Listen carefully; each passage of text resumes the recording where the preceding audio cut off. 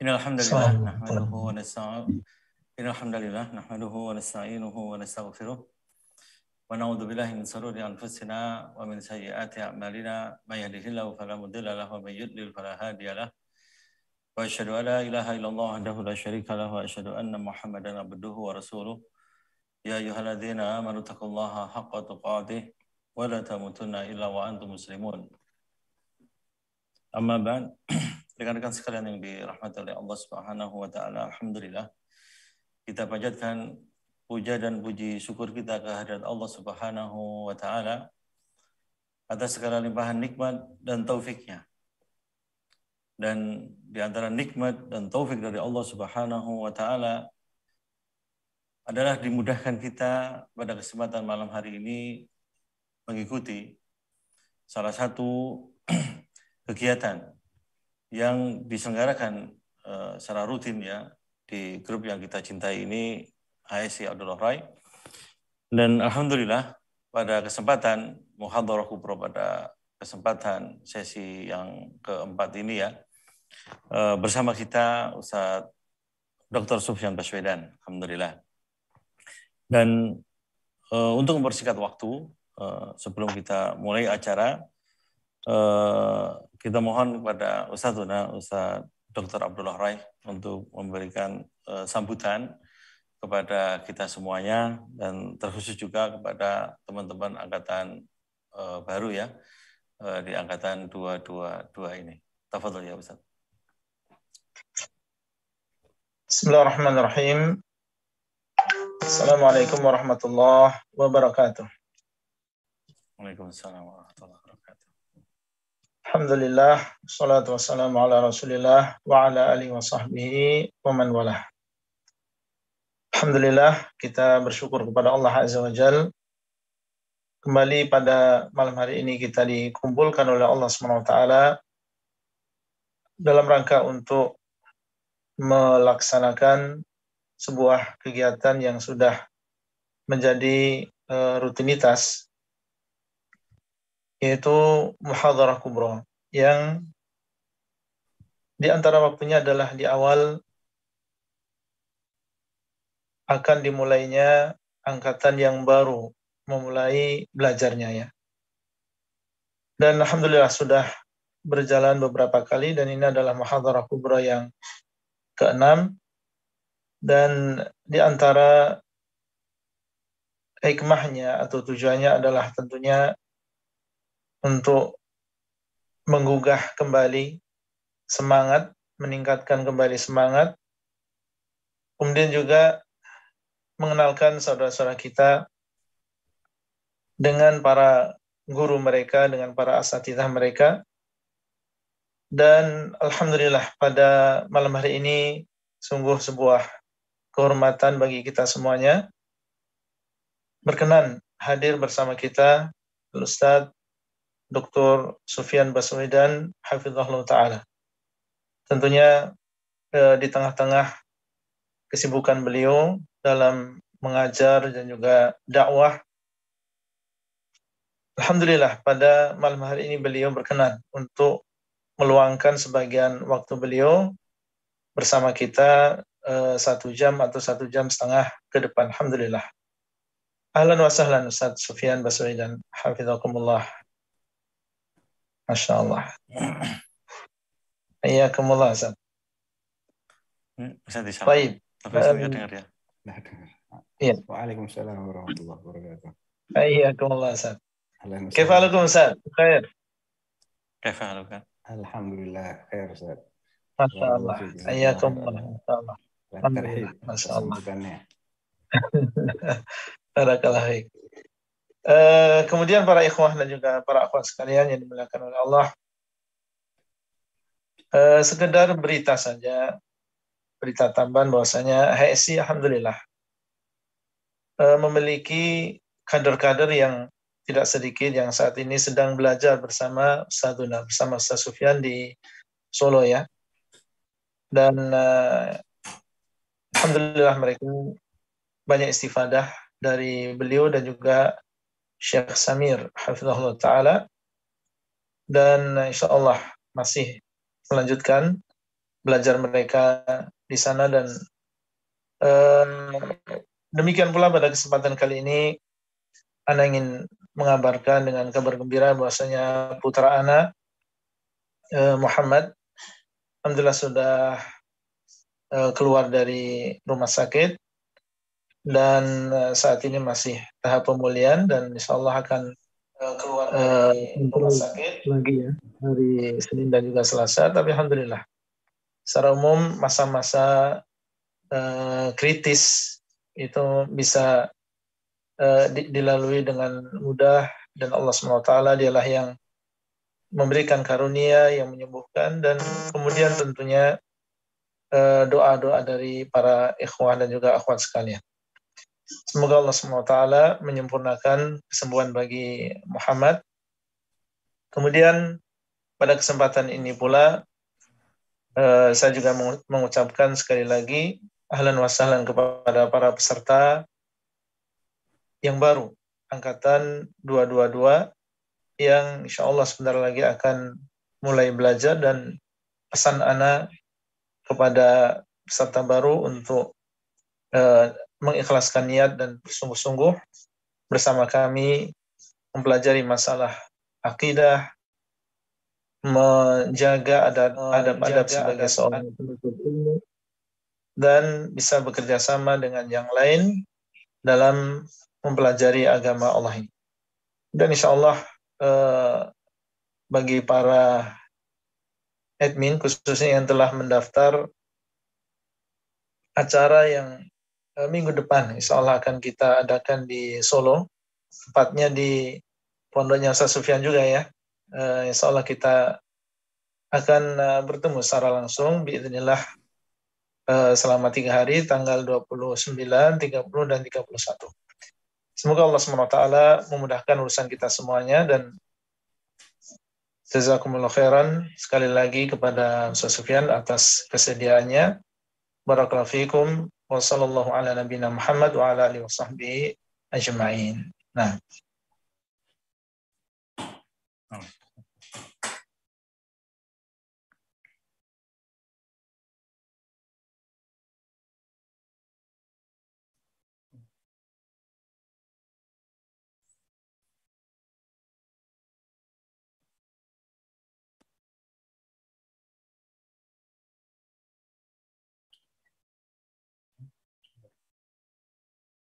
Cepat live ini, sebentar.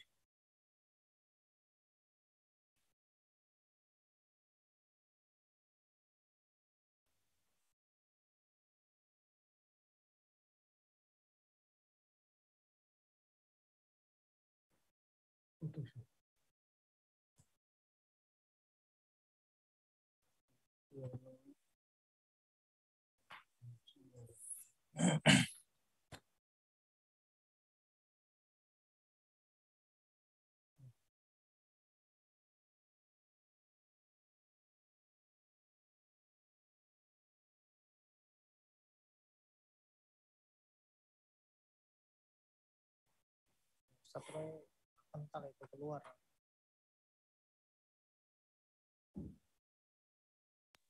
Nampaknya hubungan dengan Ustadz terputus, Mas Ihsan. Oh iya, nah.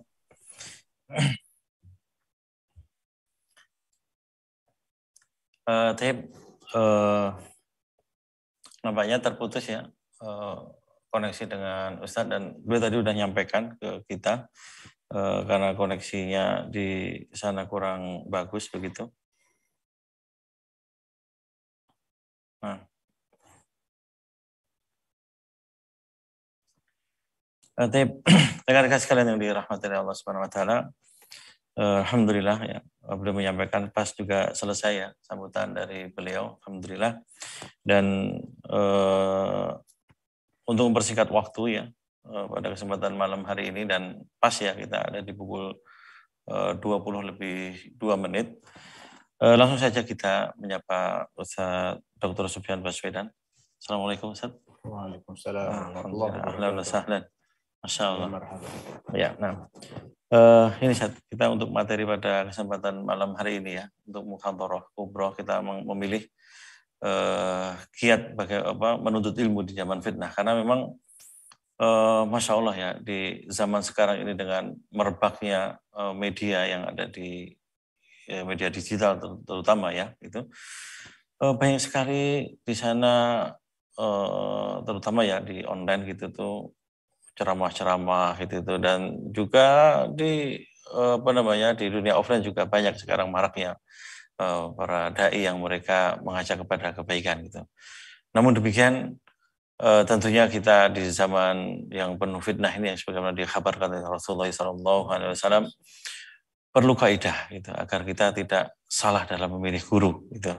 Karena sebagaimana yang disampaikan oleh para ulama salaf di antaranya Ibnu Sirin bahwa ilmu agama sanad itu bagian dari ilmu agama, dan hendaknya melihat kepada siapa kita mengambil sanad. Dan siapa kita mengambil ilmu agama ini, jangan sampai kita tersesat dengan itu. Gitu. Mungkin mempersingkat waktu, silakan untuk materinya. Baik. Bismillahirrahmanirrahim. Assalamualaikum warahmatullahi wabarakatuh. Waalaikumsalam warahmatullahi wabarakatuh. Alhamdulillahi ala ihsanih wa syukru lahu ala taufiqihi wa imtinanih. Asyhadu an la ilaha illallah wahdahu la syarika lahu ta'ziman li sya'nih. Wa asyhadu anna Muhammadan abduhu wa rasuluhu ad-da'i ila ridwanih. Sallallahu alaihi wa ala alihi wa sahbihi wa ikhwanih, amma ba'd. Ya, Anda ucapkan jazakumullahu khairan kepada Akhi Ihsan yang telah memberikan kesempatan bagi Ana pada malam hari ini untuk bisa berbagi dengan ikhwani wa akhwati fillah, rekan-rekan sahabat HSI dimanapun mereka berada. Barakallahu fikum. Kita berharap agar pertemuan kita secara online pada malam hari ini tercatat sebagai salah satu jalan dalam menempuh ilmu. Kama qala alaihi salatu wassalam fi ma rawahu Muawiyah radhiyallahu anhu, man salaka tariqan yaltamisu fihi ilma sahalallahu lahu bihi tariqan ilal jannah. Siapa yang menempuh suatu jalan dalam rangka mencari ilmu, maka dengan itu Allah akan mempermudah jalannya menuju jannah. Allahumma amin. Adapun terkait dengan kaidah ya atau kiat-kiat bagi seorang penuntut ilmu di zaman yang penuh dengan fitnah seperti ini, alhamdulillah Allah Subhanahu wa taala dan juga Rasulullah sallallahu alaihi wasallam telah menjelaskan semua yang menjadi kemaslahatan kita dan memperingatkan kita dari setiap yang akan membahayakan kita. Oleh karena itu, di sini Ana sudah siapkan presentasi ya, Ana akan share. Bismillah.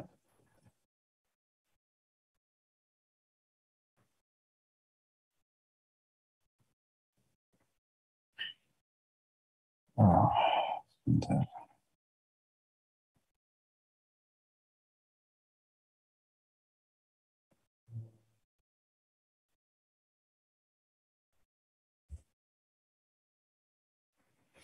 Baik. Bagaimana kaidah kita dalam menuntut ilmu di zaman fitnah? Ada sebuah hadis yang diriwayatkan oleh Syaikhan, Al-Imam Al-Bukhari dan juga oleh Al-Imam Muslim. Dan hadis ini bila kita cermati mengandung keunikan yang ada pada ilmu syar'i. Ya, kita simak hadisnya. Hadis ini diriwayatkan oleh sahabat Abdullah bin Amr bin Al-As radhiyallahu anhuma, anna Nabi sallallahu alaihi wasallam qala, inna Allah la yaqbidul ilma intiza'an yantazi'uhu minal ibad. Allah Subhanahu wa taala itu tidak mencabut ilmu begitu saja dari hambanya. Tidak sekonyong-konyong ilmu itu hilang, semua orang lupa. Enggak. Tapi bagaimana Allah Subhanahu wa taala mencabut ilmu? Walakin yaqbidul ilma biqabdil ulama. Allah mencabut ilmu dengan mewafatkan orang-orang yang berilmu, para ulama. Kita mungkin bertanya-tanya, Syekh bin Baz meninggal dunia, kan ada kitab-kitabnya. Ada rekaman kaset beliau yang kemudian dipindah ke CD, ke file-file audio. Syekh Al-Albani juga udah meninggal, tapi rekamannya ada, kitab-kitabnya ada. Para ulama yang hidup berabad-abad yang lampau. Al-Imam Syafi'i, Imam Ahmad, dan yang lain-lain. Allah tentunya tahu bahwa ketika para ulama ini meninggal dunia, mereka meninggalkan karya ilmiah yang dahulu berupa kitab, yang seiring dengan perkembangan zaman, maka yang mereka tinggalkan ada yang berupa kitab, ada yang berupa rekaman audio, ada yang rekaman video. Allah Subhanahu wa taala tahu itu semua. Pun demikian Allah mengatakan apa? Walakin yaqbidul ilma biqabdil ulama. Allah mencabut ilmu dengan mewafatkan para ulama. Hatta idza lam yubqi 'alima ittakhadha an-nasu ru'usan juhala fasu'ilu. Ya, apabila sudah tidak ada lagi alim ulama yang hidup di muka bumi, maka orang-orang akan mengangkat orang-orang juhala yang tidak berilmu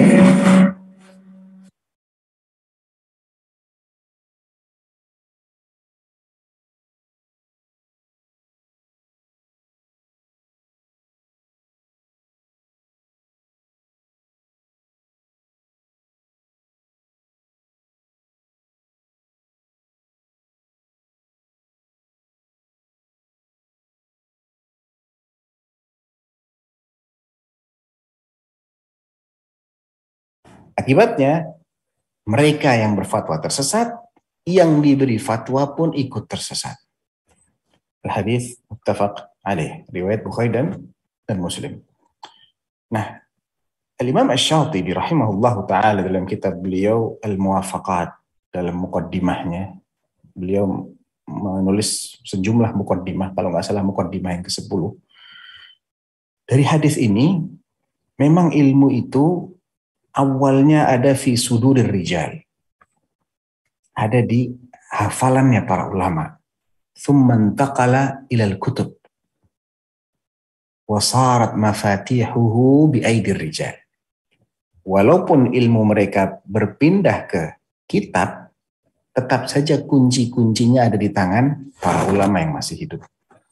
Nah, dari sini ada benang merah yang kita bisa ambil, ya. Yang ini juga dijelaskan oleh Al-Imam Asy-Syatibi setelah beliau mengutip hadis tadi. Beliau mengatakan, lantas sebenarnya apa sih kriteria yang disepakati oleh setiap orang berakal, ya, untuk menggelari fulan adalah orang berilmu? Itu kriterianya apa? Syarat-syaratnya apa?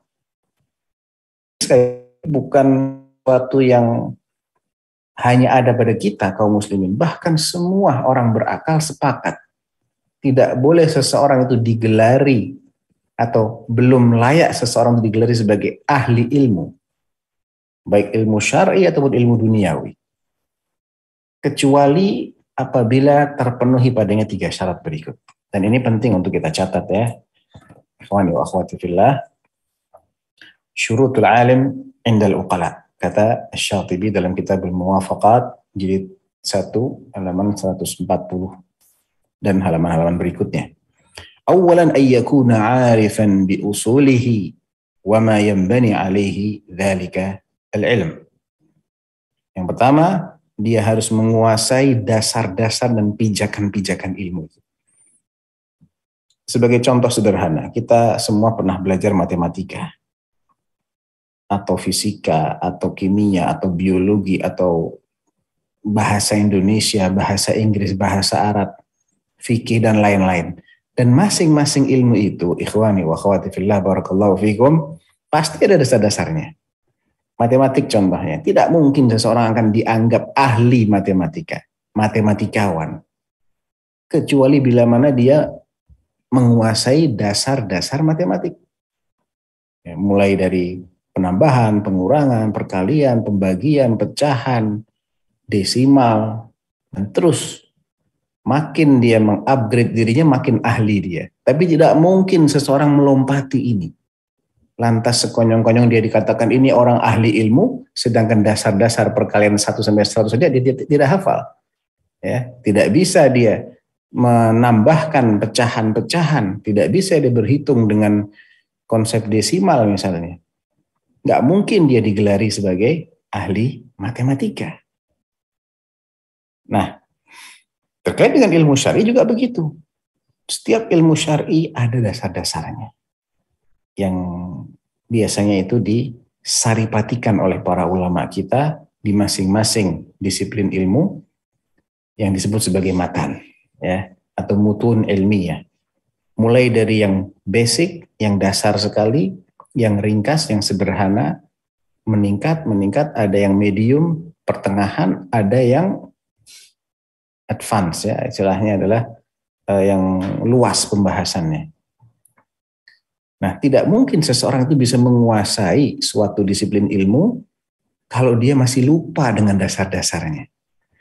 Nah, oleh karena itu, seorang alim pasti dia adalah orang yang menguasai dasar-dasar ini. Mungkin dia lupa sebagian cabangnya, nggak ada masalah. Karena cabang itu akan banyak sekali, tapi dia masih bisa merunut. Ini masalah ini larinya kemana ya? Kalau kita yang menghadapi masalah seperti ini, kita tarik ke akar masalahnya. Ketika dia menguasai akar masalahnya, dia akan bisa menjelaskan duduk perkara terkait masalah yang dihadapi. Asy-syartu tsani, syarat yang kedua, ikhwani wa akhwati fillah barakallahu fikum, kata Asy-Syatibi rahimahullah, adalah qadiran 'ala at-ta'biri 'an maqsudihi fi. Ya, artinya dapat menjelaskan maksudnya saat berbicara tentang ilmu tersebut. Orang digelari sebagai ahli hadis, misalnya. Dia melewati istilah-istilah dalam ilmu mustalah. Hadis sahih, apa maksudnya? Dia harus bisa menjelaskan. As-sahihu, apa definisinya ya? Hadis sahih musnadun biwaslihi binaqli adlan dhabitin an mithlihi walam yakun syadza wala mu'allala ila akhiri al-abiyat. Contoh ya. Hadis sahih adalah hadis yang bersambung sanadnya, yang dinukil oleh para perawi yang adil dan dhabit, kamalud dhabt. Kemudian tidak ada syudzuz dan tidak ada illah di sana. Dia bisa menjelaskan apa kriteria hadis hasan, hadis dhaif, perawi matruk, perawi yang kadzab, ya, semua istilah-istilah yang dasar yang merupakan konsumsi sehari-hari para ulama dalam bab itu, dia harus bisa menjelaskannya. Itu bukti kalau dia memang berilmu. Dan syarat yang ketiga, arifan bima yalzamu an. Dia memahami segala konsekuensinya. Ya, konsekuensi kalau dia mengatakan begini, maka artinya seperti ini. Dia tidak salah dalam menjatuhkan hukum atau menjelaskan hukum suatu masalah karena dia paham konsekuensinya. Ya, apa yang dia harus lakukan ketika dia sudah memahami hal ini, ketika dia sudah mengucapkan hal ini, apa yang menjadi konsekuensinya. Ini adalah bagian dari adalah syarat yang tidak terpisahkan dari seorang yang berilmu. Dan yang keempat, ayyuhal ikhwah, adalah qa'iman ala daf'i syubahil waridati alaihi fi. Tentunya kebenaran yang ada pada seorang yang berilmu. Karena ilmu itu kan definisinya ma'rifatus syai'i ala ma huwa alaihi ma'rifatan jazimah. Mengetahui sesuatu sebagaimana realitanya dengan penuh kepastian. Jadi harus sesuai dengan realita, sesuai dengan faktanya. Kalau seseorang menganggap dirinya itu tahu sesuatu, tapi berseberangan dengan realita, ini namanya bukan ilmu. Ini namanya waham. Ya, salah asumsi dia. Demikian juga kalau dia itu sesuai dengan realita, namun dia ragu-ragu, ini juga bukan ilmu. Ilmu itu harus dibarengi dengan keyakinan, ya, bukan setengah-setengah. Nah, ketika dia sudah yakin terhadap kebenaran dalam suatu masalah, sebagai bukti dia benar-benar ilmuwan di situ, dia bisa mempertahankan argumentasinya. Tidak mudah goyah karena ada syubhat. Dia harus bisa memproteksi maklumat yang telah tervalidasi ini dengan menepis syubhat-syubhat yang dilontarkan kepadanya. Ya, seorang ahlu sunnah misalnya, seorang pakar akidah ahlu sunnah. Kalau dia memang benar-benar pakar, dia harus bisa menepis syubhat-syubhat yang sering ditujukan kepada ahlu sunnah. Seorang ahlul hadis, orang yang memahami bagaimana proses hadis Nabi itu dicatat, dikumpulkan, dan disampaikan turun-temurun. Dia juga harus bisa membantah syubhat-syubhat yang sering dilancarkan oleh musuh-musuh Islam terhadap validitas dari hadis Nabi SAW. Ini kalau dia benar-benar ahli dalam ilmu itu. Demikian juga ilmu-ilmu yang lain. Ini yang dijelaskan oleh Imam Asy-Syatibi dalam kitab Al-Muwafaqah. Kemudian setelah kita tahu syarat-syarat untuk menjadi seorang berilmu, maka ciri-ciri ya bahwa dia ini benar-benar berilmu itu apa? Beliau jelaskan juga di sini. Wa alamatu al-alim, kata beliau, al-mutahaqqiq. Alamatul alim al-mutahaqqiq. Tanda-tanda seorang alim yang sejati, yang benar-benar alim. Karena ilmu yang dimaksud, yang dibahas dalam kitabullah, dalam sunnah Rasulullah SAW, itu bukan sekedar pengetahuan, wawasan, namun ilmu yang harus melahirkan sikap. Qala Allah Ta'ala, innama yakhshallaha min ibadihi al-ulama'u. Yang takut kepada Allah dari kalangan hamba Allah itu cuma ulama. Jadi kalau orang punya wawasan, pengetahuan luas, tapi rasa takutnya minim, menurut ayat itu ini bukan ulama. Nah, Asy-Syatibi rahimahullah setelah menjelaskan keempat syarat-syarat orang alim tadi, beliau mengatakan kalau kita perhatikan dengan objektif, maka yang paling memenuhi syarat, yang paling sempurna dalam memenuhi keempat syarat tadi adalah as-salafus saleh, kata beliau. Ya.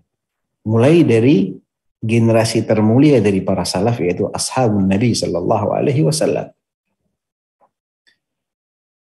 Kemudian generasi yang datang berikutnya dan generasi yang mengikuti para sahabat.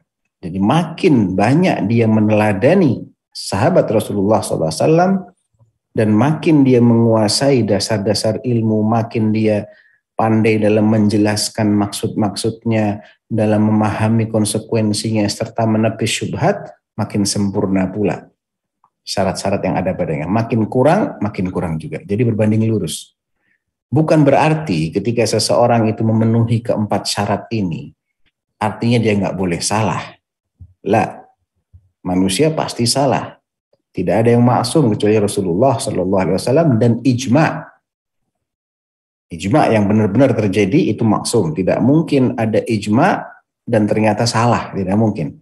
Tapi kalau pendapat personal, pendapat sebagian, entah itu sebagian kecil ataupun sebagian besar, maka masih ada kemungkinan salah. Dan itu tidak akan mengurangi status dia sebagai seorang alim. Kesalahan dalam hal-hal yang furu', ya, hal-hal yang sifatnya bukan usul, pokok masalah, ya, tapi dalam mengaplikasikan kaedah-kaedah atau dalil-dalil, dia mungkin salah dalam beristihad. Ini adalah sesuatu yang lumrah, yang tidak menggugurkan status keilmuan orang yang bersangkutan. Kembali ke ciri ulama sejati, qala Syatibi rahimahullah, al-amalu bima alim. Mengamalkan ilmu yang ada padanya. Pengetahuan yang sudah dia yakini kebenarannya itu diamalkan. Hatta yakuna qawluhu mutabiqan li fi'lih. Sehingga ucapan dia sinkron dengan perbuatannya. Apa yang dia sampaikan, dia amalkan. Semaksimal mungkin. Ya. Dan ini cukup apabila kita melihat atau mendapati dia ini secara garis besar antara perbuatan dengan ucapannya itu sinkron. Bukan berarti harus setiap dia berbuat, setiap dia berkata, dia harus berbuat. Tidak seperti itu. Ya, karena kalau seseorang itu hanya boleh menyampaikan, manakala dia melaksanakan akan berhenti. Tidak ada lagi orang membahas jihad, tidak lagi orang membahas ahkam-ahkam fiqhiyah. Kalau dia harus mengamalkan semua yang dia ucapan. Tentunya ini adalah sesuatu yang mustahil ya.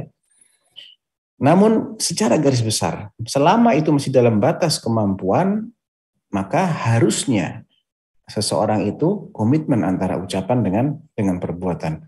Fa in kana mukhalifan lahu falaysa bi ahlin li an yu'khadha an. Bila mana ucapannya kontradiksi ya, artinya dia mengatakan A tapi perbuatannya menyelisihi, berarti dia bukanlah orang yang pantas diambil ilmunya, wala an yuqtada bihi fi ilm, dan tidak boleh dijadikan sebagai panutan dalam ilmu. Jangan merujuk kepada orang-orang seperti ini, orang-orang yang berselisih antara ucapan dengan perbuatannya. Ciri yang kedua, ayyuhal ikhwah, adalah ayyakuna mimman rabbahu syuyukh fi dzalikal ilm. Ini penting. Orang ini haruslah orang yang mendapat pendidikan dari syuyukh, senior. Di masing-masing ilmu itu ada seniornya. Orang-orang yang terkenal mumpuni di bidang itu. Dia dididik oleh orang-orang yang pakar dalam akidah.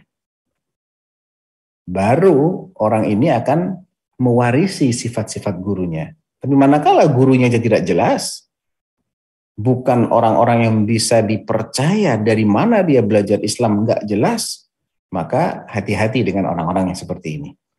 Ya, sebagaimana tadi disebutkan oleh pembawa acara kita, inna al-isnadu minad din, ya. Walau lal isnad laqala man syaa ma syaa. Sanad itu bagian dari din. Kalau karena nggak adanya sanad, orang akan bebas berkata tentang agama ini semaunya dia. Ya. Inna hadzal ilma din fanzuru amman ta'khuduna dinakum. Ilmu syar'i itu adalah bagian dari din. Maka perhatikan dari mana kalian ambil ilmu kalian ini. Jangan sembarangan. Jadi ayyakuna mimman rabbahu syuyukh fi dzalikal ilm li akhdhihi anhum wa mulazamatihi lahum. Dididik oleh orang-orang yang senior dalam ilmu tersebut, para masyayikh, para ulama, asatidzah yang terkenal, mumpuni di bidang-bidang ilmu syar'i. Bagaimana caranya? Dia bertalaki, dia hadir di majelisnya para ulama, dia bermulazamah, artinya dia belajar secara kontinu dalam waktu yang cukup sehingga dia benar-benar bisa menguasai dan memahami ilmu yang diajarkan oleh gurunya. Adapun orang yang sekali ke sini, pindah lagi ke sana, pindah lagi ke sini, tidak pernah dia menuntaskan studinya, maka ini biasanya hanya akan melahirkan orang-orang yang berpemahaman setengah-setengah, dan ini akan berbahaya. Beliau mengatakan fahuwal jadiru bi an yattasifa bima tasafu bihi min dzalik. Orang seperti inilah yang akan mewarisi sifat-sifat gurunya. Wa hakadza kana sya'nus salafis salih. Demikianlah kondisi para ulama salaf. Mereka bermulazamah. Sahabat bermulazamah dengan Rasulullah sallallahu alaihi wasallam. Sehingga mereka adalah orang yang paling paham apa maksud dari kitabullah dan dari sunnah Rasulullah sallallahu alaihi wasallam. Kemudian setelah meninggalnya Rasulullah SAW, mereka mengajarkan ini kepada generasi berikutnya, kepada para tabi'in. Para tabi'in bermulazamah dengan sahabat Nabi. Demikian juga kepada tabi'in dan seterusnya. Kriteria yang ketiga, ya ikhwah, adalah al-iqtida biman akhadha anhu wa ta'addubu bi'adabih. كما علمت من اقتداء الصحابة بالنبي صلى الله عليه وسلم واقتداء التابعين بالصحابة وهكذا في كل قرن. Selain dia menguasai teorinya dengan cara bermulazamah, maka mereka juga menguasai prakteknya. Tidak hanya pandai berretorika, berorasi, bernarasi, namun mereka juga pandai dalam bersikap. Mereka juga mirip sekali tingkah lakunya, cara berbicaranya, cara sholatnya, cara wudhunya, saumnya, hajinya, umrohnya, ya taharahnya, jihadnya, semuanya mereka berkiblat pada guru-guru mereka, dan guru-gurunya ini berkiblat pada guru-gurunya terus sampai kepada Rasulullah Shallallahu Alaihi Wasallam. Jadi ini adalah ciri ulama yang benar-benar dia ini seorang ulama, sebagaimana yang dijelaskan oleh Al-Imam Asy-Syatibi fi kitab Al-Muwafaqat. Nah, setelah kita mengetahui syarat untuk menjadi orang berilmu dan ciri-ciri orang yang benar-benar berilmu, pertanyaan berikutnya, di era keterbukaan seperti ini, bagaimana kita bisa memilih guru? Sebagai seorang awam misalnya, kita nggak ngerti ini fulan belajarnya sama siapa dulu. Kita nggak pernah melihat syahadat atau ijazah, ya dalam istilah modern kita, ijazahnya seperti apa, dia lulus apakah tidak lulus, kita nggak ngerti. Yang kita tahu dia adalah seorang penceramah, banyak videonya, dia sering memberikan kajian. Apakah dia ini seseorang yang benar-benar layak untuk kita jadikan sebagai guru? Apa kriterianya? Nah, pembahasan ini pernah dijelaskan oleh guru kami, Syekh Sulaiman Ar-Ruhaili hafizahullah, terkait dengan bagaimana kita memilih guru. Ya. Intinya ada tiga langkah ya.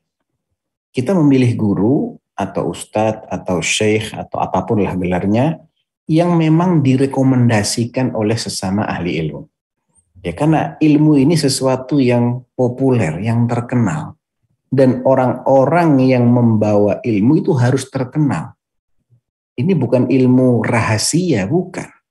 Bukanlah sesuatu yang didapat ilham begitu saja. Tidak ada kaedah-kaedahnya, nggak ada dalilnya, enggak. Ilmu syar'i ini jelas. Nabi SAW mengatakan, qad taraktukum ala mithlil bayda, layluha kanahariha. La yazighu anha illa halik. Aku tinggalkan kalian di atas sesuatu yang terang benderang. Malamnya seterang siangnya. Kalau sudah seperti ini, sudah begitu jelas dalil-dalilnya, masih ada juga orang yang tersesat dari jalan yang terang benderang ini. Ya memang ini orang yang binasa, memang orang celaka ini. Oleh karena itu ilmu ini harus bisa diklarifikasi, bisa di cross check. Dan orang-orang yang mengajarkan ilmu juga harus bisa di cross check.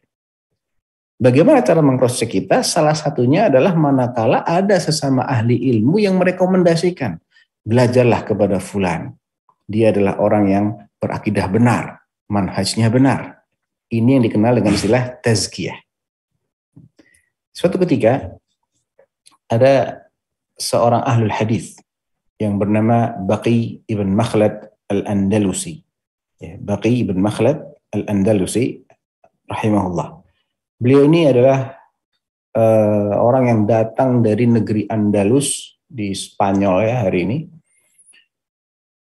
Kemudian merantau menyeberangi laut sampai ke Afrika Utara, dari Afrika nyebrang lagi Laut Merah, masuk ke Jazirah Arab, terus melewati negeri Syam dan sampailah dia di Baghdad. Bayangkan, ribuan kilometer, dan itu dia tempuh dengan berjalan kaki, ayyuhal ikhwah.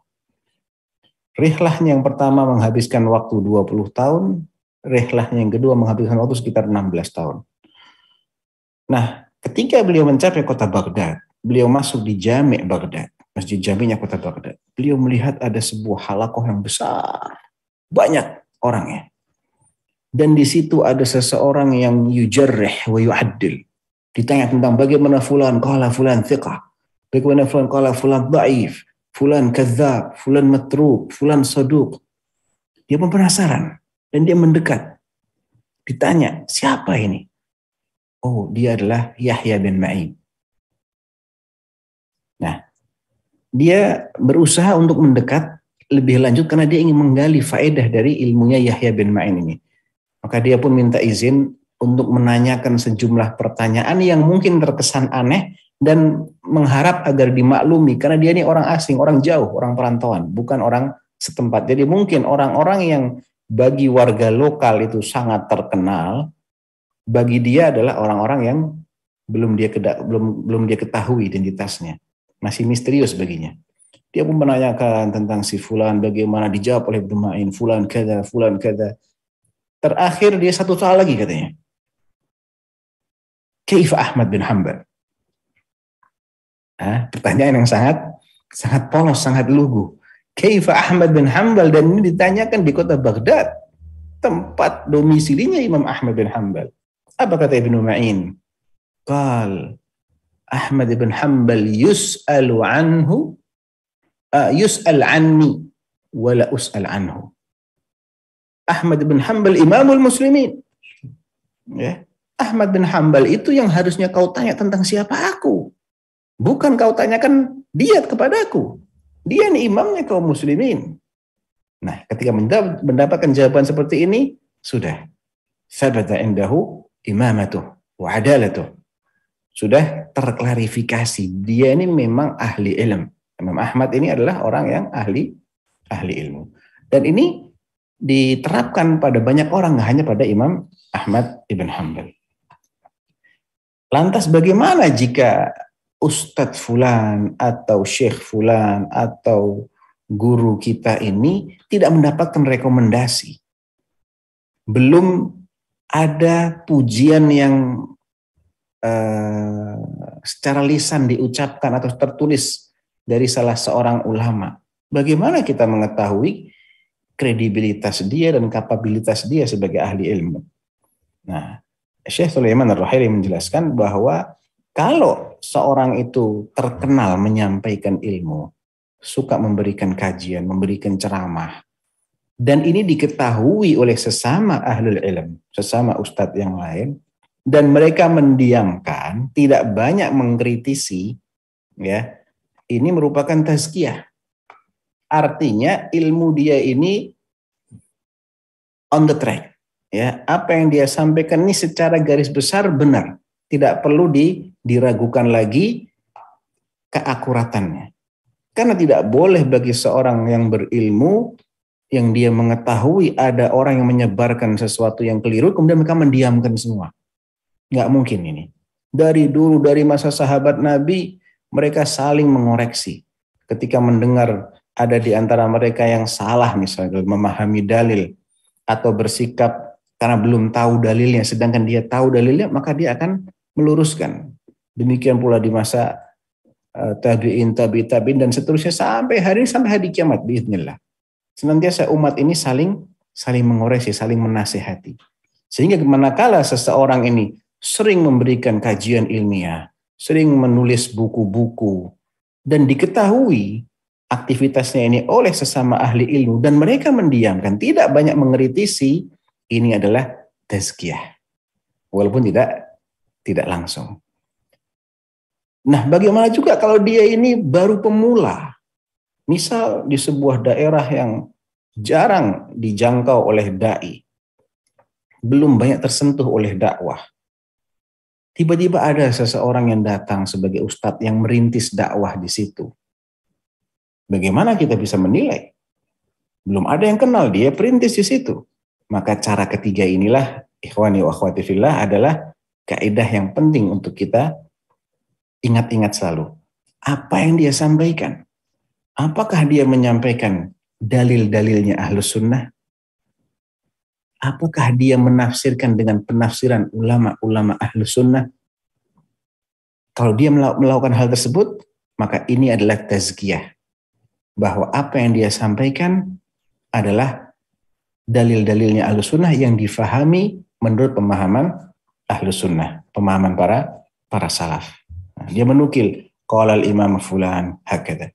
Imam Fulan mengatakan begini, Syekh Fulan mengatakan, dan yang dia sebut adalah ulama-ulama yang memang sudah dikenal keilmuannya dan dikenal bermanhaj dan berakidah yang lurus.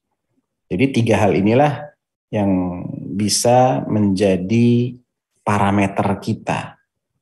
Mana yang kita bisa temukan itu sudah mencukupi. Tidak harus ketiga-tiganya, cukup salah satunya saja. Kalau kita nggak ngerti, tanya kepada yang berilmu. Ustadz, bagaimana si Fulan itu? Bagaimana akidahnya? Bagaimana manhajnya? Kita nggak kenal, Ustadz. Tanya kepada yang ahli, yang mengerti. Ya. belum dapat di satu orang, tanya kepada orang lain. Sebagaimana para ulama juga menanyakan, kaifa fulan, kaifa fulan. Ya, itu adalah sesuatu yang termasuk metodologi ilmiah. Kemudian ayyuhal ikhwah, bagaimana ini sudah tadi. Ketika kita seringkali ya di era keterbukaan ini kita mendapatkan pendapat yang mungkin simpang siur, tanya sama Ustadz Fulan bilang A, tanya sama Ustadz Alan bilangnya B. Ini yang benar yang mana? Ya, tidak ada habis-habisnya pertanyaan seputar masalah-masalah yang ijtihadiyah. Nah, bagaimana kita menyikapi? Ini juga penting. Tentunya kita harus ngerti ya bahwa perbedaan itu terbagi menjadi 3 ya ikhwah. Yang namanya khilaf itu ada 3 macam. Yang pertama khilaful afham. Beda memahami maksud dalil. Dan ini yang berbeda ini di antara ahlus sunnah. Misalnya di antara imam yang 4. Dalilnya 1, yang ini memahami A, yang satu lagi memahami B, satu lagi mungkin memahami C. Dalilnya 1, tapi pemahamannya berbeda. Atau yang satu menyatakan ini hadisnya sahih, yang lain bilang enggak, ini dhaif. Karena si fulan itu menurut fulan dhaif. Atau sama-sama diyakini dalilnya ini sahih, namun yang satu bilang tapi dia mansukh, sudah dihapus hukumnya, yang menghapus adalah dalil lain. Atau karena ada dalil lain di sana yang sepintas ya, sekali lagi sepintas nampak kontradiksi. Kemudian mereka berbeda pendapat tentang cara mengkompromikannya. Nah, ini yang dimaksud dengan khilaful afham, perbedaan dalam memahami maksud dalil. Ini sesuatu yang lumrah, yang mubah, yang tidak mungkin dihilangkan, diabaikan, nggak mungkin. Karena Allah tidak memberikan manusia ini akal yang satu, sama kekuatannya, tidak. Kekuatan akal manusia ini beda-beda. Dan akal ini bekerja manakala ada maklumat yang sampai kepadanya. Maklumatnya banyak, dia bisa menganalisa lebih detil, lebih ahli, lebih akurat. Maklumatnya terbatas, ya analisanya pun akan terbatas. Sehingga tidak mungkin pemahaman ini akan disamaratakan. Di sini orang akan berijtihad ya, ahli-ahli ilmu akan berijtihad. Ketika ijtihad mereka itu tepat, mereka mendapatkan 2 pahala. Ketika tidak tepat, maka hanya 1 pahala dan tidak berdosa.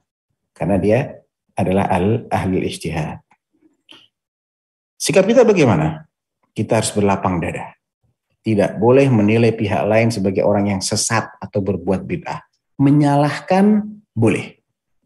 Menurut kami, menurut Imam Fulan, pendapat yang mengatakan begini itu salah. Dalilnya begini. Silahkan, karena memang namanya perbedaan pendapat. Namun, baik yang berpendapat A ataupun lawannya, semuanya tidak keluar dari ahlus sunnah wal jamaah. Tidak keluar dari sunnah dan beralih ke bid'ah. Tidak dikatakan sesat, dikatakan keliru, bukan dikatakan sesat.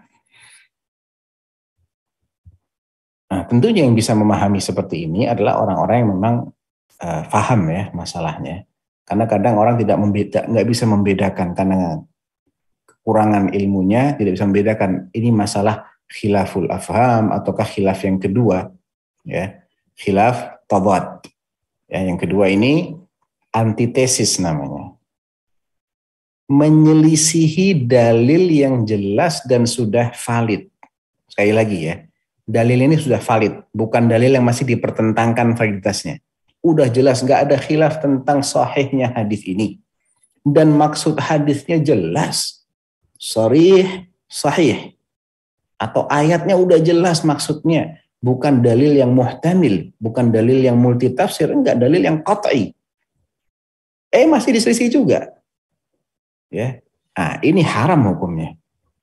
Kalau dia nggak punya alasan ilmiah, nggak punya takwil maksudnya penakwilan yang bisa diterima, yang masih memiliki pijakan ilmiah. Dia nggak punya alasan itu, maka ini berarti dia menentang dalil dari Allah dan Rasulnya. Ya, termasuk musyaqaqatullah war rasul. Wa man yushaqiqir rasul min ba'di ma tabayyana lahul huda nuwallihi ma tawalla wa nuslihi jahannam wa sa'at masira. Siapa yang terang-terangan menyelisih Rasul setelah jelas baginya petunjuk, kami akan biarkan dia berpaling kemana dia mau berpaling. Dan kelak di akhirat Allah akan masukkan dia ke dalam jahanam. Jadi ini ancamannya berat. Dan sikap kita mesti tegas. Kalau sudah jelas-jelas dalilnya seperti itu, sahih masih dianggap dhaif, dianggap gak masuk akal, dianggap gak sesuai dengan zaman, dianggap ini budaya Arab, dianggap apapun lah alasan mereka, maka jelas ini adalah kesesatan. Khilaf yang ketiga ya ikhwah adalah khilaf tanawwu', ya, variatif. Karena apa? Karena dalilnya emang banyak, nggak cuma satu dalil. Contoh, redaksi doa iftitah. Ada banyak. Ya, ada wajjahtu wajhiyah, ada Allahumma ba'id baini, ada yang lain. Bacaan tasbih ketika sujud ataupun ketika ruku. Ada subhana rabbiyal azim, ada subhana rabbiyal azim wa bihamdih, ada subuhun quddus rabbul malaikati war ruh, ada subhana dzil jabaruti wal malakuti wal kibriyai wal azamah. Jadi ini adalah khilaf yang masyru' karena memang dalilnya tidak satu. Dalilnya ada yang A, ada yang B, ada yang C, ada yang D. Ya. Dan ini memberikan kebebasan bagi kaum muslimin untuk memilih. Saya mengamalkan dalil A. Dia tidak akan dikatakan menyelisihi dalil B, tidak. Saya mengamalkan dalil B, tidak dikatakan dia menyelisih dalil A atau dalil C atau dalil D. Jadi akan memberikan kelonggaran bagi kaum muslimin. Nah, bagaimana sikap kita? Dianjurkan mengamalkan berbagai macam dalil tadi secara bergantian. Namun kalau dia cuma mengamalkan salah satunya, boleh. Ya, tidak dikatakan dia menyelisihi dalil. Namun sunnahnya dia bergantian mengamalkan dalil A, dalil B, dalil C, dalil D. Ini terkait dengan bagaimana kita menyikapi khilaf. Ya. Insya Allah ini adalah beberapa kaidah yang Anda rasa perlu untuk kita pahami ya. Dan tentunya ada lagi masih banyaklah kiat-kiat yang bisa kita wujudkan agar kita ini tidak salah dalam mencari ilmu. Seperti belajar secara bertahap, ya, tidak melompat-lompat. Belajar dengan merujuk kepada kitab yang sudah disusun dengan urutan, yang tentunya para ulama tidak asal-asalan dalam menyusun kitab-kitab itu. Mereka memulainya dengan bab ini karena ada alasan ilmiahnya. Nah, ketika kita tidak belajar dengan cara seperti ini, maka pemahaman yang kita dapatkan pun tidak akan utuh. Bayangkan orang yang dia hanya belajar hanya dengan kajian tematik, bukan kajian yang sistematik. Ya, walaupun bedanya cuma 3 huruf nih, tematik dengan sistematik, tapi hasilnya sangat jauh berbeda. Ketika dia hanya membahas sesuatu berdasarkan tema A, tema B, tema C, tema D, tanpa ada pijakan, tidak akan bisa menguasai ilmu ini, walaupun dia bertahun-tahun seperti itu. Oleh karena itu, memilih cara belajar yang tepat adalah kunci seseorang untuk mendapatkan pemahaman yang benar. Ya, mungkin itu yang bisa Ana sampaikan. Silahkan Akhi Ihsan kalau ada. Ya, nah. Syukur atas materi yang disampaikan ya, Masya Allah. Sangat bermanfaat sekali bagi kita semuanya, terutama bagi kita yang saat ini ya kita pengen untuk belajar, dan alhamdulillah sebenarnya di HSI alhamdulillah kita belajarnya seperti itu. Kita runtut dari materi yang paling dasar, terus kemudian karena yang kita pelajari adalah di awal itu adalah rukun iman, itu kita bertahap materinya. Nah itu kemudian kita belajar kitab-kitab akidah, gitu. Alhamdulillah. Dan alhamdulillah juga ya pada kesempatan malam hari ini dengan materi ini semakin membuka wawasan kita, dan tentunya kita yang sekarang berada di HSI ya, kita belajar akidah secara taksiliyah, jadi runtut gitu ya. Kita patut bersyukur pada Allah Subhanahu wa Ta'ala. Kita diberikan taufik, kita belajar di di grup ini gitu. Dan sebelum kita kita masih ada waktu saja untuk kita tanya jawab. Silahkan bagi teman-teman yang ingin bertanya, silahkan disampaikan di lewat kolom chat ya. Bagi teman-teman yang ada di YouTube, nyimak di YouTube, mohon kepada teman-teman panitia untuk bisa mencatatkan pertanyaan-pertanyaan yang ada di YouTube untuk nanti kemudian disampaikan di kolom chat yang ada di Zoom. Silahkan, tafadhol.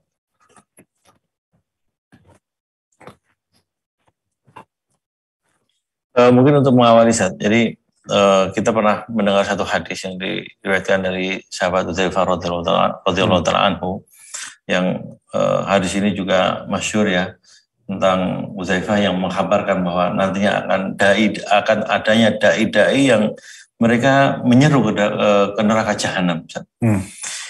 Ini dan realitanya saat ini itu kita sangat prihatin sekali. Jadi kalau kita lihat YouTube bagaimana orang itu mereka ceramah ya semaunya sendiri gitu. Kemudian mereka menafsirkan dalil itu seenaknya sendiri gitu. Itu yang kita kasihan gitu itu adalah kaum muslimin yang mereka tidak paham, masih awam begitu tuh. Ini bagaimana kita harusnya bersikap ya untuk yang seperti ini gitu, tentang ya dai-dai yang mereka menyeru pada neraka jahanam ini seperti yang dikabarkan oleh Rasulullah Shallallahu Alaihi Wasallam. Baik, barakallahu fiik. Tentunya sikap itu hanya bisa ditentukan manakala kita tahu mana yang benar dan mana yang salah. Ketika kita masih belum bisa memilah ya kebenaran itu apa sih ciri-cirinya dan kebatilan itu apa ciri-cirinya, kita akan bisa menentukan sikap. Jadi ini memang menjadi peringatan juga ya bagi kita bahwa menjadi orang awam hari ini itu bahaya banget. Ya, menjadi orang awam hari ini di era keterbukaan, derasnya arus informasi, yang mana syubhat itu merasuk ke rumah-rumah kita tanpa mereka perlu bersusah payah untuk mengirim pasukan, maka dengan media massa yang dimiliki oleh ahlul batil itu mereka bisa mengekspor syubhat sampai ke rumah-rumah, sampai ke pelosok-pelosok dengan kanal televisinya, dengan satelitnya, dengan internetnya. Bagaimana kita menyikapi? Ya kita harus tahu dulu akidah yang benar itu apa. Kita harus belajar dari guru-guru yang tepat. Ya, kalau seseorang itu menjadikan gurunya ini adalah misalnya YouTube atau internet, ya dia nggak punya filter, ya ini seperti orang mencari sesuatu sekeping uang dirham di hutan belantara yang isinya binatang buas, binatang berbisa, ya, penuh dengan duri. Belum tentu dia dapat sekeping uang itu, tapi yang jelas dia harus babak belur di situ.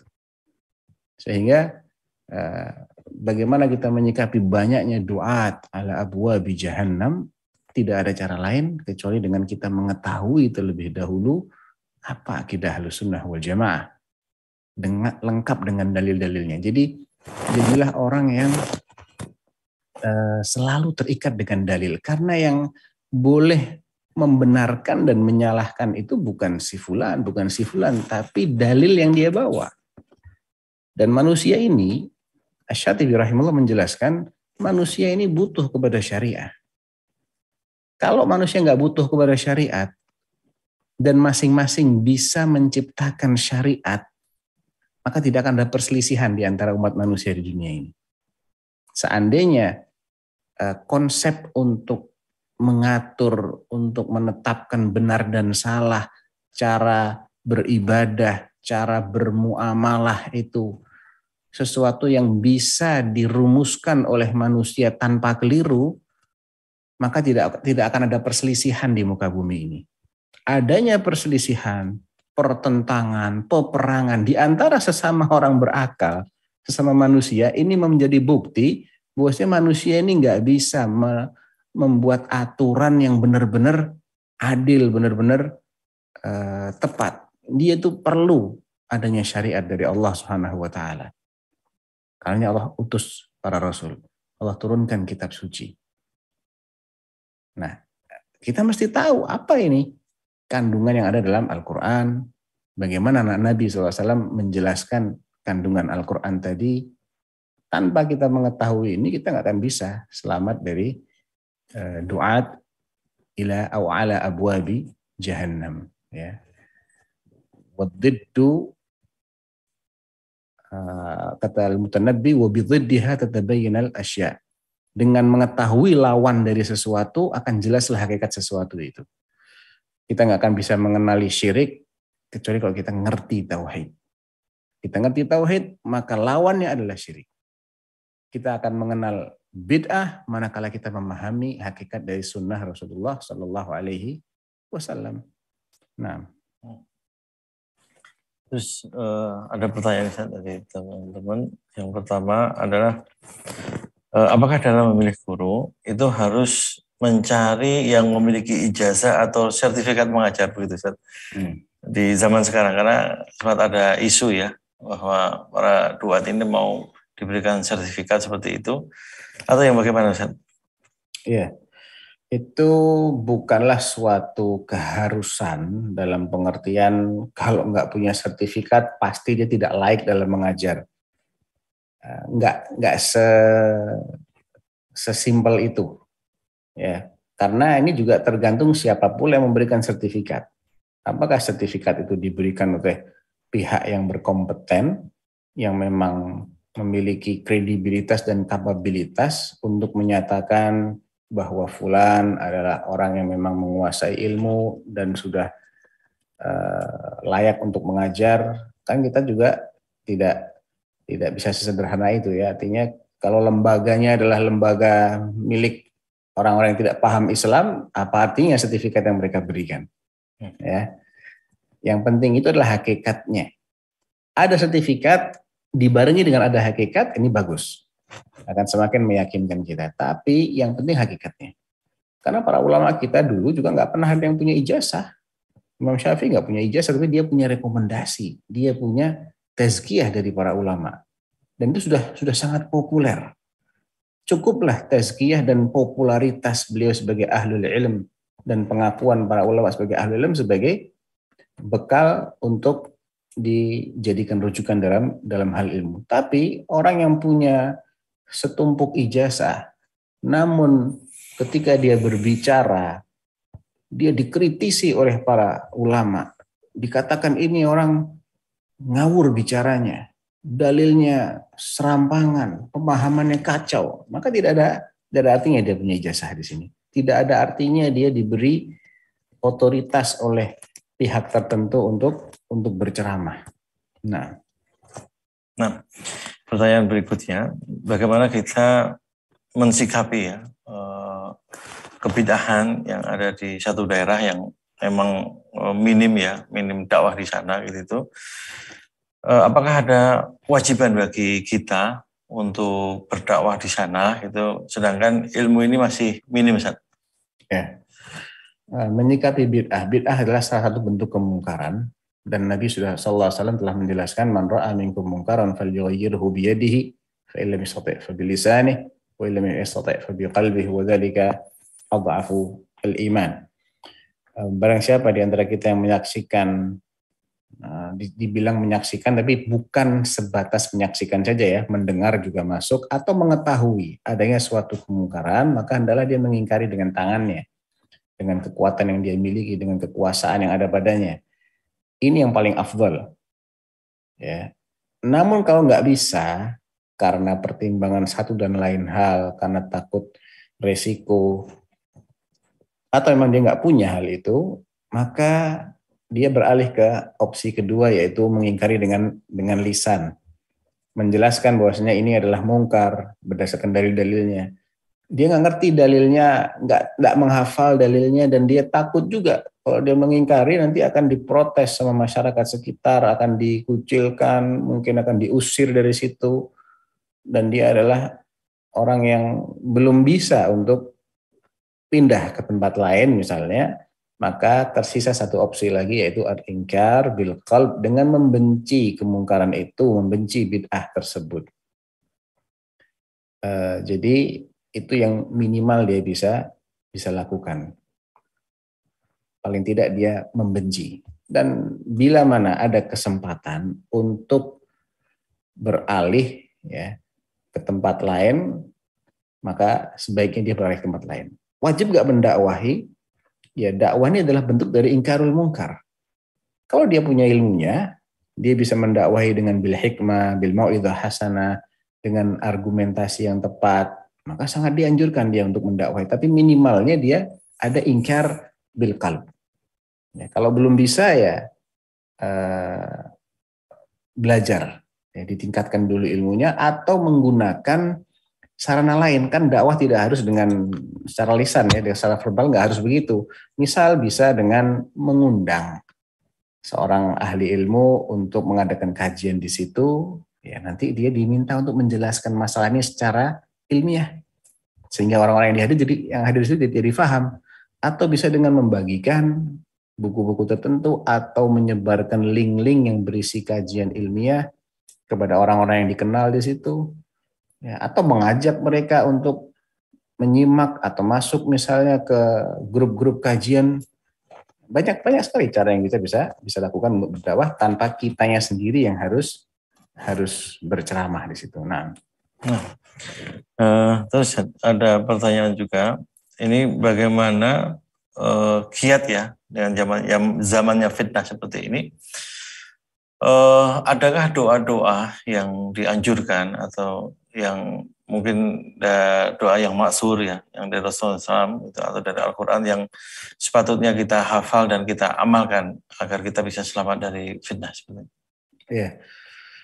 Ya, di antaranya doa yang diajarkan di akhir salat kita, ya Allahumma inni a'udzubika min adzabil qabr, min adzabin nar, min fitnatil mahya wal mamat.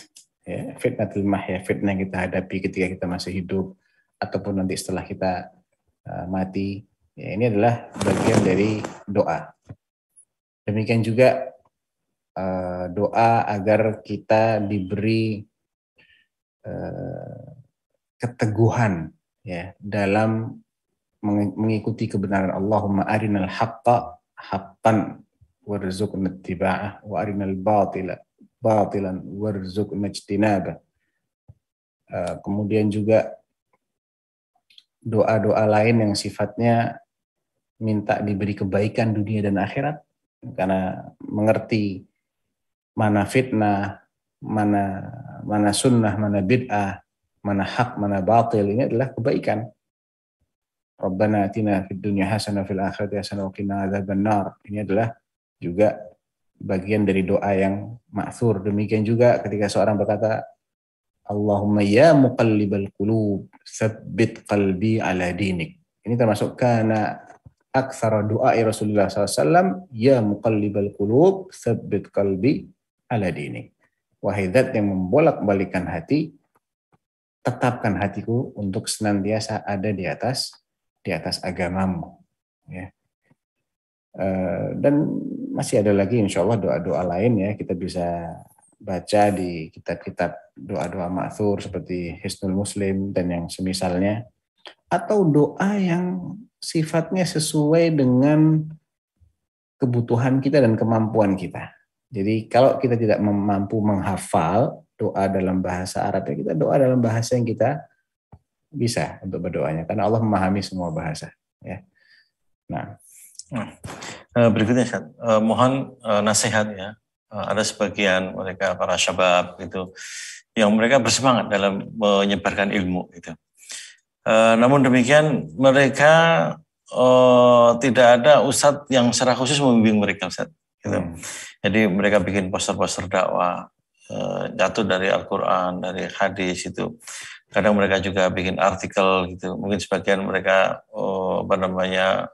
nulis sendiri ya. Sementara secara keilmuan, secara kafaah keilmuan mereka belum mencukupi. Apa nasihat untuk mereka, Ustaz? Barakallahu fiik.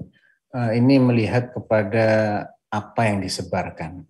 Ya, kalau yang disebarkan adalah penggalan ayat Al-Quran dan dia mengutip terjemahan dari sumber yang kredibel, dia hanya mengutip saja, menukil dari sumber yang memang ilmiah dan kredibel, maka insya Allah tidak mengapa.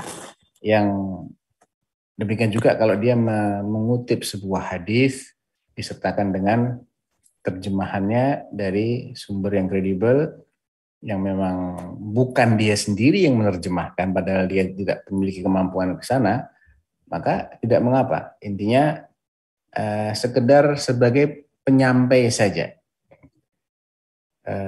Nabi SAW bersabda, "Nadbarallahu ra'an sami'a minni hadithan fahafidhahu fawa'ahu thumma addahu kama sami'a farubba muballighin aw 'amin sami' wa rubba hamili fiqhin liman huwa afqahu minhu aw ila man huwa afqahu minhu wa rubba hamili fiqhin ghair faqih." Ada beberapa riwayat di sini. Intinya Nabi mendoakan agar orang-orang yang mendengar sabdanya beliau sallallahu alaihi wasallam kemudian menghafalkan seakurat mungkin apa yang disabdakan oleh Nabi tadi, lalu dia menyampaikan kepada orang lain sebagaimana yang dia dengar.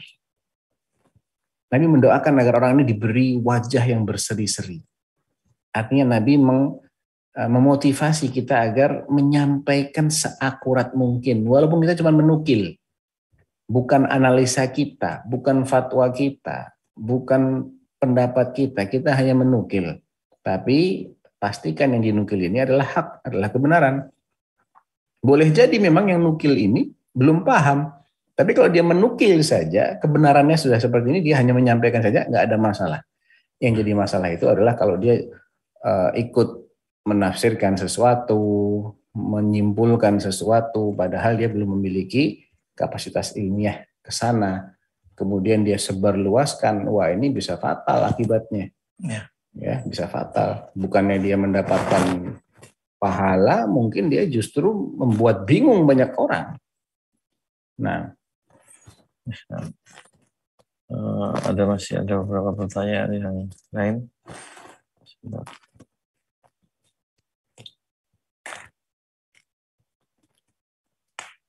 Bagaimana menyikapi dai yang mereka tampil bersama orang-orang yang berseberangan secara manhaj?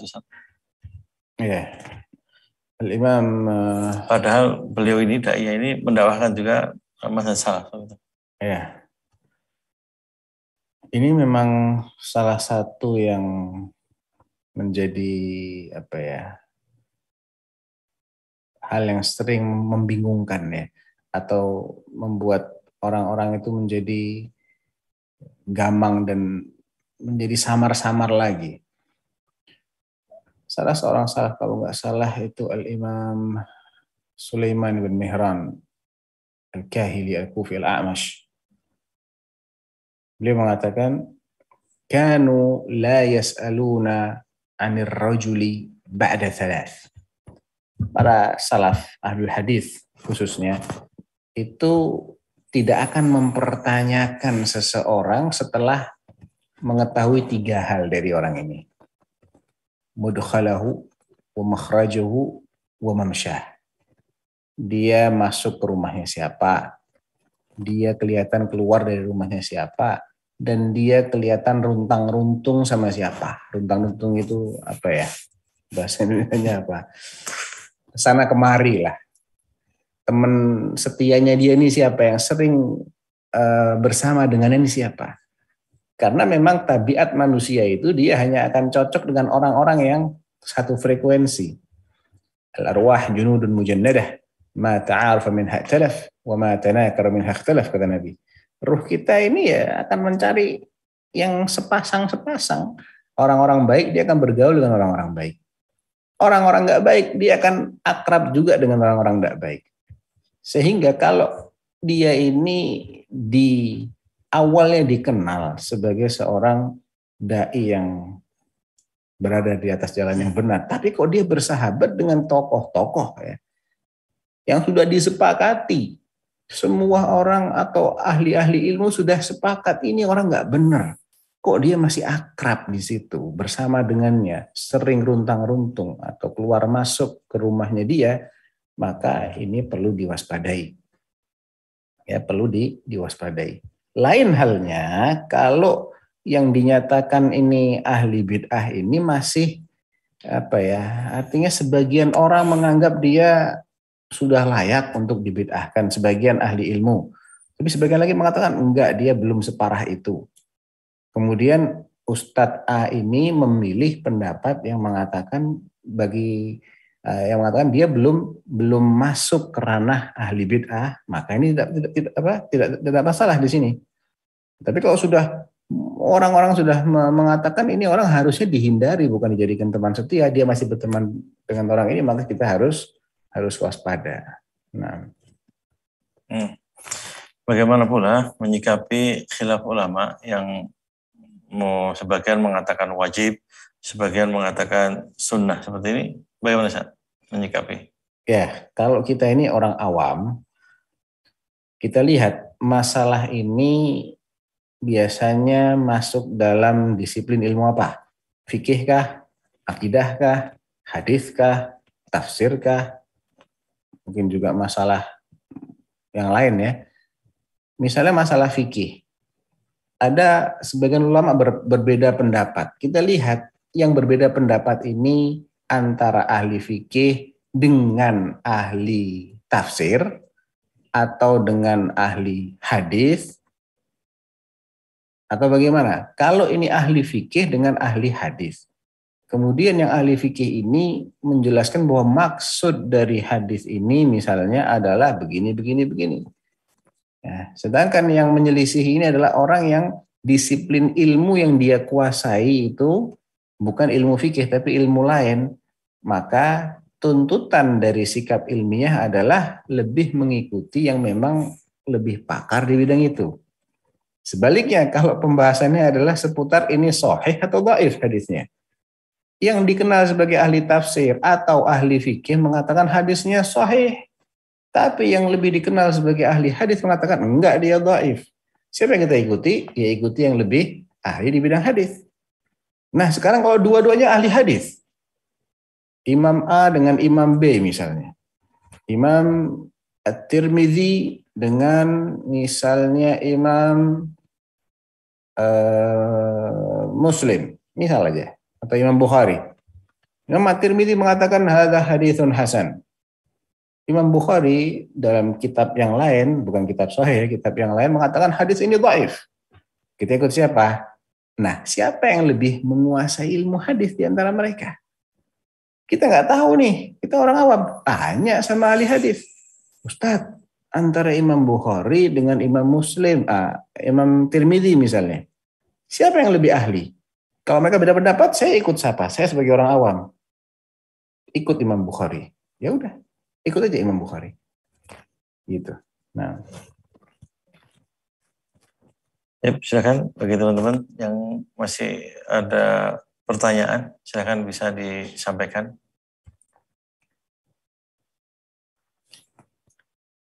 Ini kita sampai jam 21.15. Mas Kurnia. Silakan Mas Ihsan. Apakah boleh mungkin ada yang bertanya langsung mungkin Ustaz? Oh iya, nah. Tafadhol, jika ada yang mau ditanyakan secara langsung, mau silakan.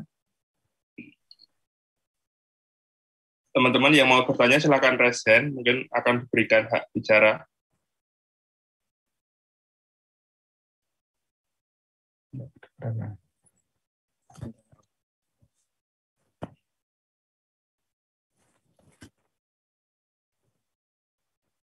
Sambil menunggu mungkin ada pertanyaan dari YouTube yang mungkin bisa Anda bacakan Ustadz. Bismillah. Assalamualaikum. Izin bertanya Ustadz, dalam menuntut ilmu setelah menghafal Al-Quran, apalagi yang harus dihafal untuk pemula? Syukron, jazakallah khairan. Ini ada pertanyaan dari YouTube, Ustaz. Setelah menghafal Al-Quran, apalagi yang kemudian dia seharusnya sebagai seorang penuntut ilmu dilakukan gitu, Ustaz? Ya. Tentunya kan ilmu syar'i ini ada miftahnya, ada kuncinya, yaitu bahasa Arab. Bahasa Arab dan ilmu usul fiqh. Yang itu juga banyak sekali pembahasannya itu adalah pembahasan dalam ilmu lughah. Jadi saran ana Kalau dia belum menguasai ilmu lughah, ilmu nahwunya, ilmu sarafnya, maka pelajari itu. Ya, nanti dia akan semakin mudah untuk memahami kitabullah, memahami Al-Quran. Karena memang Al-Quran ini kan tujuan utamanya bukan sekedar dihafal, tapi tujuan utamanya itu adalah untuk dihayati. Kalau Allah Ta'ala kitabun anzalnahu ilaika mubarakun liyadabbaru ayatihi wa liyatadzakkara ulul albab. Itulah kitab yang agung yang kami turunkan kepadamu yang penuh berkah agar ayat-ayatnya ditadabburi. Tujuannya adalah agar ayat-ayatnya ditadabburi walaupun tanpa menghafal. Tapi kalau dengan menghafal tentu akan lebih mulia lagi. Namun kalau dia menghafal namun nggak paham ayatnya, justru dicela oleh Allah. Ya. Afala yatadabbarunal Qur'an am ala qulubin aqfaluha? Kenapa mereka tidak mentadabburi Al-Quran? Apakah hati mereka itu ada gemboknya, ada kuncinya? Allah mencela orang-orang yang tidak mentadabburi Al-Quran walaupun dia menghafal. Oleh karena itu jangan hanya berhenti pada hifdzul Quran, tapi lanjutkan. Ya, kuasai bahasa Arab, pelajari tafsirnya, pelajari ahkamul Qurannya. Nah, itu semua larinya ke bahasa. Kuncinya adalah pada penguasaan atau penguatan di ilmu bahasa Arab. Nah. Cukup saya mungkin untuk tanya jawab pada kesempatan malam hari ini. Jazakumullahu khairan. Dan Afan, sebelum kita tutup ini biasanya kita ada kuis gitu di acara-acara seperti ini. Ada beberapa pertanyaan yang nanti Ustadz sampaikan kepada teman-teman. Nanti silahkan bagi mereka yang ingin menjawab ya, itu bisa raise hand untuk teman-teman yang ada di Zoom, dan menjawabnya untuk teman-teman yang ada di YouTube silahkan diketik, ditulis di kolom komentar, silahkan. Berapa pertanyaan? 3 pertanyaan. 3 pertanyaan. Baik. Pertanyaan pertama, siapa nama sahabat yang meriwayatkan hadis innallaha la yaqbidu hadzal ilma intiza'an yantazi'uhu al-hadis? Nama sahabatnya siapa? Bismillah. Atau nunggu jawab? Diulang. Siapa nama sahabat yang meriwayatkan hadis yang pertama kali Anda sebutkan tadi? Innallaha la yaqbidu hadzal ilma intiza'an yantazi'uhu walakin yaqbidul ilma biqabdil ulama al-hadis ya. Nama sahabatnya siapa? Nah, Ustaz. Nggak tertulis tapi terucap tadi. Nah. Muawiyah kan? Bukan. Saya Ustaz. Abdullah bin Amr ibn Al-As. Abdullah bin Amr bin Al-As. Ahsan. Masya Allah. Betul. Siapa ini? Betul nih? Syaiful Ma'arif. Oh iya, antum catat dulu ya. Siap. Nah, pertanyaan kita, Ustaz. Pertanyaan yang kedua. Ana tadi menulis atau menukil penjelasan dari Imam Asy-Syatibi di kitab apa? Judul kitabnya apa? Ya. Silakan. Ada Husni? Yang raise hand itu. Iya. Tafadhal Husni. Iya Ustaz. Bismillah. Kitab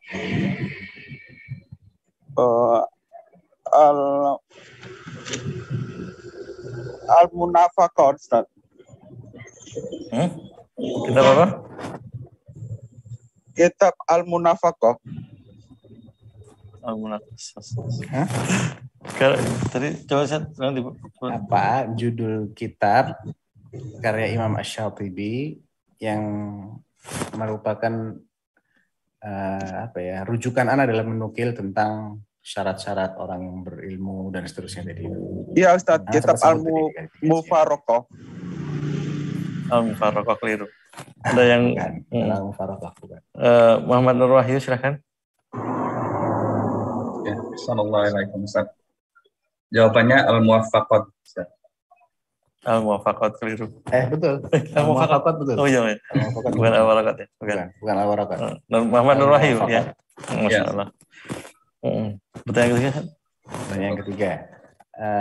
Bagaimana kita memilih guru? Ada 3 cara ya. Nah, sebutkan 3 cara bagaimana kita tahu ini orang layak mengambil ilmunya apa enggak. Pertama, kedua, ketiga. Sebutkan 2 aja di antaranya deh. Ya, silakan Mbak Ferti Deviani, silakan. Boleh bermakna. Nah, Ustadz, yang pertama memilih guru yang direkomendasikan oleh sesama ahli ilmu. Kemudian yang kedua itu memilih guru yang dikenal sebagai ahli ilmu yang tidak banyak dikritisi oleh sesama ahli ilmu. Ya. Jawaban yang pertama, memilih ahli ilmu yang dia direkomendasikan oleh ahli ilmu. Nah. Yang kedua, memilih ahli ilmu yang dia tidak dikritisi oleh ahli ilmu yang lain. Tidak banyak dikritisi oleh. Tidak banyak dikritisi, betul. Kalau tidak dikritisi, hampir nggak ada orang yang dikritisi. Tidak banyak, betul. Nah, betul. Masya Allah, alhamdulillah. Mbak Ferti Deviani ya. Nah. Alhamdulillah, nanti untuk masing-masing yang menjawab itu insya Allah akan dapat pulsa 150.000 ya dari panitia insya Allah. Nanti silakan untuk menghubungi teman-teman panitia dan tolong nanti di ini ya, di follow up ya teman-teman panitia. Mungkin cukup untuk malam hari ini. Syukran jazakallahu khairan atas ilmu yang Ustaz sampaikan kepada kita semuanya dan pemaparan yang cukup gamblang dan jelas gitu ya. Semoga menjadi ilmu bagi kita gitu, bagi kami tentunya gitu, yang teman-teman yang ada di HSI dalam sebagai bekal untuk belajar ya, dan juga semakin mantap lagi dan semangat lagi kita dalam belajar di HSI ini. Tapi rekan-rekan sekalian, kita tutup majelis kita pada kesempatan malam hari ini dengan doa kafaratul majelis. Subhanakallahumma wa bihamdika asyhadu an la ilaha illa anta astaghfiruka wa atubu ilaik wa akhir da'wana alhamdulillahirabbil alamin. Wassalamualaikum warahmatullahi wabarakatuh.